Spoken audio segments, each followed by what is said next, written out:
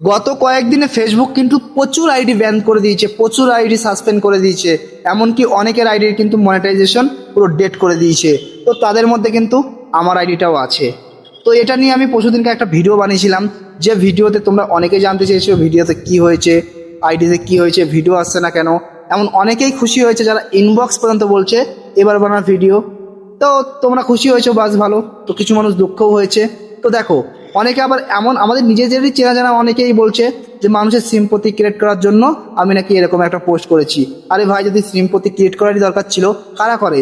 যাদের ID dead হয়ে গেছে, যাদের আইডিতে কোনো ভিউজ আসছে না, যাদের আইডি এখন গ্রো করানো দরকার, তারা করে। আমার ভাই কিসের দরকার ছিল? আমার আইডিতে ভিডিও পোস্ট করলেই 50,000 60,000 করে ভিউ আসছে, লাখে চলে যাচ্ছে, মিলিয়ন চলে যাচ্ছে।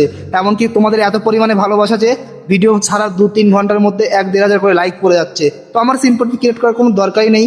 তো আজকে তোমাদের আমি লাইভ প্রুফ দেখাবো যে ভাই ওটা কোনো সিম্পথি না, সত্যি একটা আইডিতে প্রবলেম চলে এসছে। এমনকি লাইভ প্রুফ দেখাবো যে আইডিতে ঠিক কী প্রবলেম চলে এসছে। তো চলো তোমাদের দেখাই। আইডি ওপেন করলে কিন্তু আইডিতে অ্যাড রিস্ক চলে আসে, যেখানে রিকমেন্ডেশন সাসপেন্ড। দেখো, আমি তোমাদের মনিটাইজেশনে গিয়ে দেখাচ্ছি। দেখো, মনিটাইজেশনে গেলে মনিটাইজেশন পুরো সাসপেন্ড করে দিয়েছে, রিকমেন্ডেশন পুরো সাসপেন্ড করে দিয়েছে, এবং পেজ কিন্তু লাইভ ভিডিও করাও কিন্তু অ্যালাউ করেনি, বন্ধ করে দিয়েছে। কাউকে মেসেজ করাও কিন্তু বন্ধ করে দিয়েছে। তো এটা কতদিন থাকবে সেটা জানি না।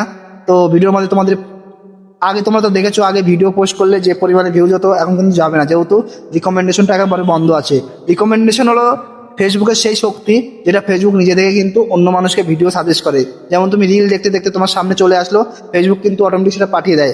ফেসবুক এখন কিন্তু সেটা পাঠাবে না, শুধুমাত্র আমার ফলোয়ারের মধ্যে কিছু মানুষ হয়তো পাঠাবে। তো এই কদিনে যত কজন মানুষ দেখবে তাতেই আমার কাছে অনেক।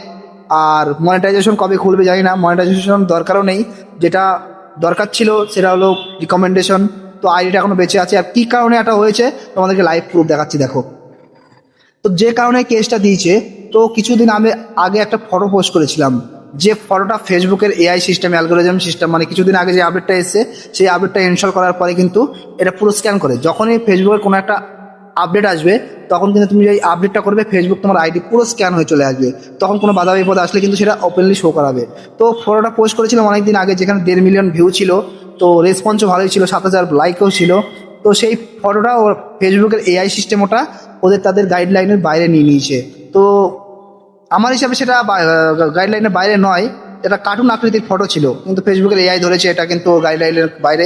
তার জন্য ফেসবুক কিন্তু নিজে থেকে ডিলিট করে দিয়েছে, এবং সেই ফটোটার উপরে 3-4টে কেস লাগিয়ে দিয়েছে। দেখো,